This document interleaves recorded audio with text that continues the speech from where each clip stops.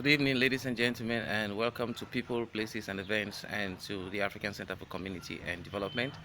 We are very lucky to be with Budebala Abdel Aziz, and known as, in real terms, as Bassame in Cameroon, and he is a very wonderful footballer. And for those who know football in Cameroon, who can go back to the history of football, he started playing with Elecsport of Limbe, and he ended up playing with several clubs, including Prison Buea, Victoria United, Olympique de Volley, Kamakumba, and a host of other teams. His contribution to football in Cameroon is mammoth. And hello, sir.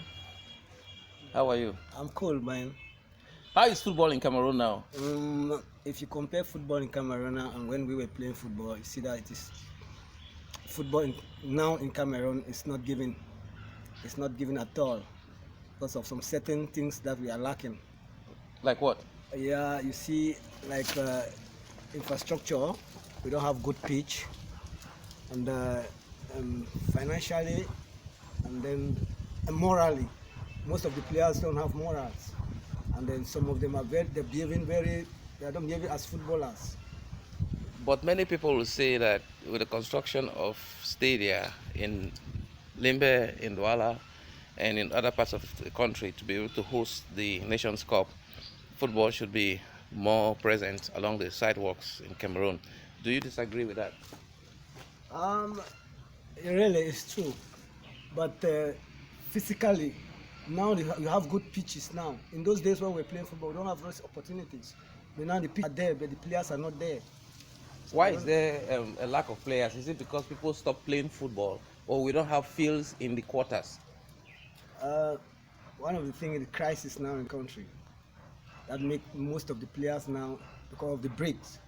When you play football, you have to be frequently, not play and then stop for some times.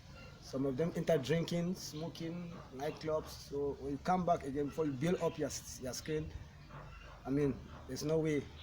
For fun, I'm going to be asking you about some other players, your memories of them. What do you think about Ayok Manga? It was a player, Ayok Manga was playing with PWA of Kumba. Those are one of the players that I admire when I started playing football. Their legacy that they have left. I think that is one of the things that we're supposed to copy it. The players of this generation now has to copy it because it was fantastic. It was a dribbler. It was a scorer. He has all the qualities of a player. That's the type of player a man really need to study and then try to play like him. What do you used to think about Jean Bosco? Canem? That one is priceless. It was a player with a different. I don't know how to put it, but what he did was priceless. And now you are hoping to become a coach after mammoth experiences on the pitch. And what can you say is how you can take on coaching? What will you contribute to coaching? I was playing an attack line. I was in the midfield, and most of the things is a technique. I have many ways of dribbling. I can apply it to some particular players. Depend on your skills.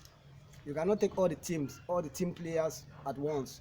At least like the man who trained me how to play football, when he admired me and he saw something in me. Every time I come from training, he would take me aside. Who was he? He's of late. They call him Major. It was fantastic.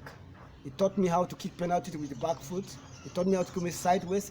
That is in French they say exterior, interior, and so forth and so on. That is the outside part of your foot and the inside part of your foot. So he taught me so many things, which is in me. As I'm sitting here now, it's in me. At times when I go to field and I watch people playing football, I just say, well, at least football is something that a coach must be creative. There is collective play here, so I admire collective play, but you have to have an individual talent, somebody who can create something. I've not been seeing all these times of this generation now. I think there is a time that you don't depend again on the coach. After you use all the collective systems, and you see that it is not moving. You have to use individual talent. Like the Brazilian coach used to say, he believes in individual talent, because Brazil play Catichona football, that is direct football, and at times sometimes you see one particular player who creates something like Ronaldinho, Pele, and a host of them where you know better. So you can get from the wonderful, talented footballer and now to be coach, those technical things that you can actually apply on the soccer pitch. And this is somebody who watched Mr. Bassame play football. Hello, sir. What is your name? I'm Smith Koela Munjan. What can you tell me about the level of football that Joseph Bassame played? Thank you for the question, but this is a question that can make tears flow down my eyes, because the ball I'm seeing guys playing now are making big names.